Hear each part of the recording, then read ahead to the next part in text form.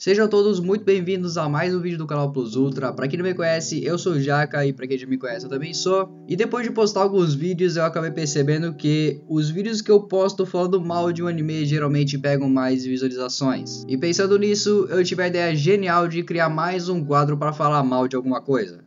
Só que, diferente do quadro Por que não assistir, que eu faço uma análise de todos os pontos do anime, como a história, a trilha sonora, personagem, nesse quadro aqui eu não vou fazer isso. Eu vou pegar erros específicos que podem ou não estar ligados uns aos outros e vou estar falando eles aqui, beleza? Lembrando que nada que eu falo aqui é uma regra absoluta ou um argumento irrefutável. Talvez até seja, mas a chance de não ser é muito maior do que a chance de ser. Então vocês estão livres para discordar e discutir aí nos comentários, beleza? Contanto que sejam civilizados. Eu ainda não escolhi o nome para esse quadro, então se vocês quiserem deixar alguma sugestão, vai de vocês. E também sugestões de animes pro quadro, também fiquem à vontade que eu vou estar tentando fazer todas à medida do possível, ok?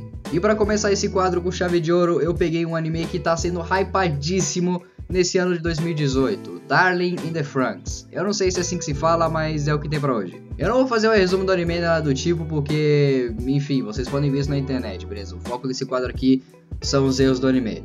Então, sem mais delongas, eu acho que eu já até enrolei demais no começo do vídeo, bora pros erros. O primeiro erro desse anime para mim, que não é necessariamente um erro, mas é algo que me incomoda um pouco, é sobre os Franxx. Que pra quem não sabe são os robôs, que por algum motivo têm peitos e expressões faciais. Os Franxx seguem basicamente o mesmo conceito dos Evas de Evangelion, que foram gerados através dos Angels. Ou seja, o nosso querido anime de Transformers e novela mexicana não teve um puto resquício de originalidade. Eles só reutilizaram uma ideia que deu certo na década de 90 e deram uma modernizada nela. E inventaram de pôr as personagens femininas de 4 para pilotar. Uau!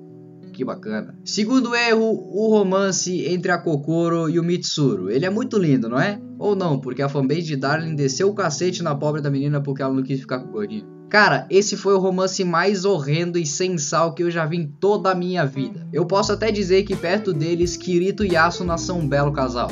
O romance apareceu do nada de uma forma tão sutil que você fica tipo, caralho, eles se amam?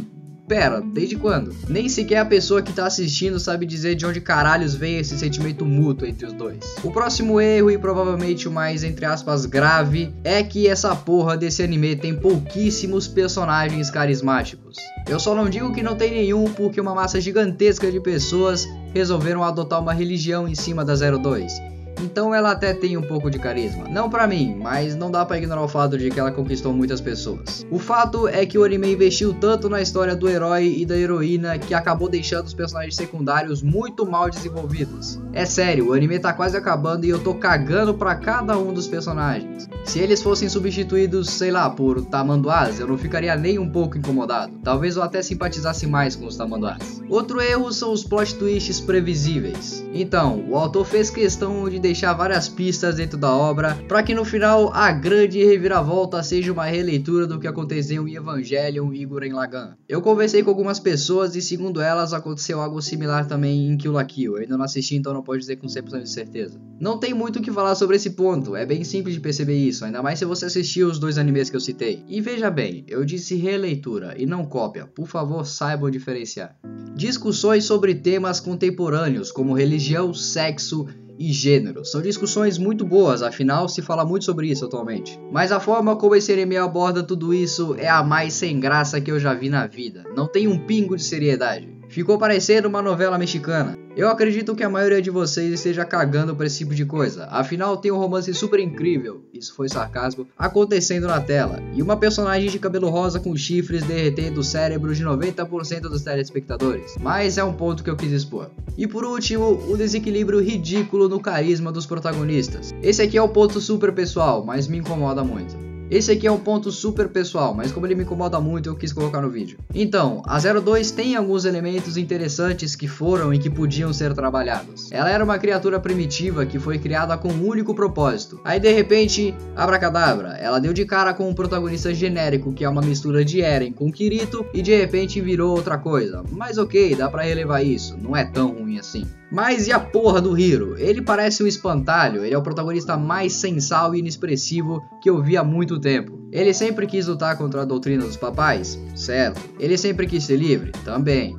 mas isso não muda o fato de que em alguns momentos da história ele foi tão útil quanto uma pedra. Eu acho que ele é muito parecido com o Yukiteru de Mirai Nikki. Se não fosse pela parceira dele, ele seria só um personagem genérico que foi introduzido na história convenientemente.